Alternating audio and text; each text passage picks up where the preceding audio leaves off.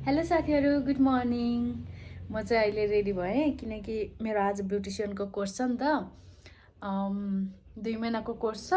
म चाहिँ professional ब्युटिसियनको course गर्दैछु। म चाहिँ हजुरहरूलाई डेली अपडेट दिन्छु होइन। हेयर स्टाइलको, मेकअपको सबैको उयो गरेर भिडियो बनाएर हाल्छु। हजुरहरू हेरिदिनु होला लास्टसम्म। Thank you, by. अहिले चाहिँ म गएँ यहाँबाट। उता गएपछि म हजुरहरूलाई देखाउँछु है त मेरो स्कुल कस्तो छ भनेर। अनि हजुरहरू लास्टसम्म हेरिदिनु होला। बाई गाइस, म चाहिँ हिँडेँ अब रेडी भएर। अब उता पुगेर हजुरहरूलाई देखाउँछु है त।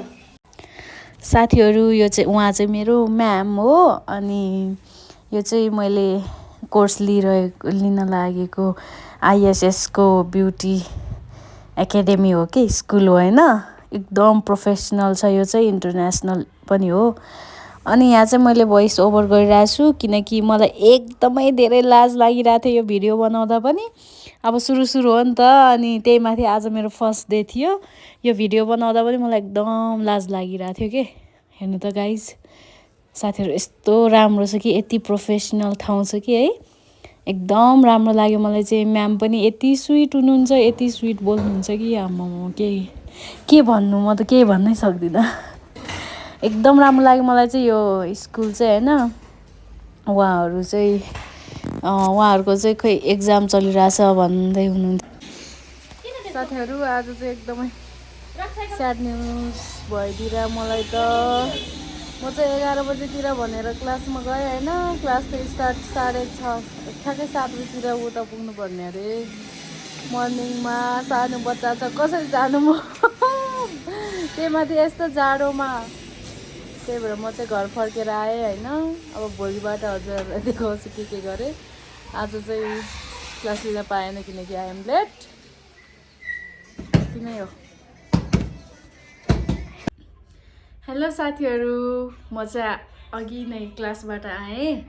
क्लास त भएन आज किनकि अब आजबाट क्लासै भएन। म अलि लेट गएँ कि मेरो चाहिँ मर्निङ 7 o'clockदेखिको राख्नु भएको थियो अरे सिफ्ट होइन। मेरो लागि सिट खाली नै भएन कि यो 11 o'clockको। अनि मेरो सानो बाबु पनि छ नि त, त्यही भएर म चाहिँ आज कसरी जानु म भनेर म चाहिँ लेट। मैले चाहिँ टाइमिङै 11 o'clockको राखेको थिएँ कि, तर उहाँहरूले चाहिँ अब 7 o'clockको राखिदिनु भएछ होइन। जसरी भए पनि भोलिबाट टाइम मिलाएर 7 o'clockमा जानुपर्छ अरे। यहाँबाट ठ्याक्कै 1 घन्टा लाग्छ। अनाम नगरको कहाँ हो, अनाम नगर। तर मर्निङमा चाहिँ 30 मिनट्समा त पुग्छु होला म्याक्सिमम्। अनि त्यहाँबाट आएपछि लुगा धोएँ। अनि लुगा धोएर हल्का सपिङ गर्न गएँ मेरो छोराको लागि। यो चाहिँ 3 स्टारको डाइपर, यो चाहिँ लिप ग्लस लाई हेर्नु पर्यो। हल्का सपिङ गरेको।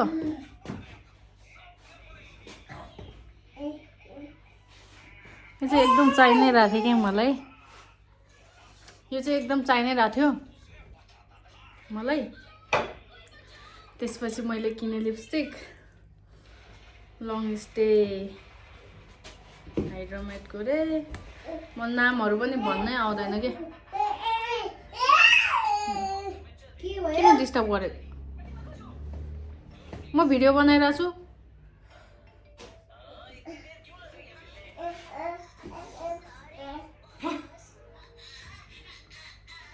यो लिपस्टिक पनि मलाई एकदम मन पर्यो कि, त्यही भएर मैले यो पनि लिएँ एउटा। अनि त्यसपछि ब्लस, लिक्विड ब्लस चाहिरहेको थियो मलाई। लिक्विड ब्लस पनि लिएँ। कतिको राम्रो रहेछ हेर्छु म पहिला।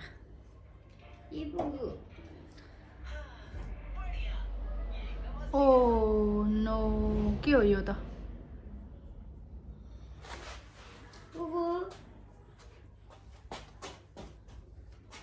बादरको हातमा नरिवल भने जस्तो भयो त।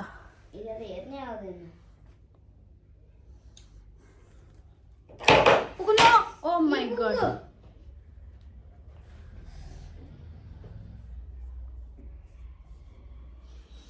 बादरको हातमा नरिवल भने जस्तै भयो मलाई त आज।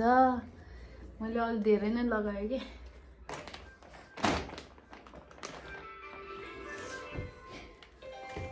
जे होस् ठिक छ राम्रै लाग्यो बिस्तारै मेल्ट हुन्छ होला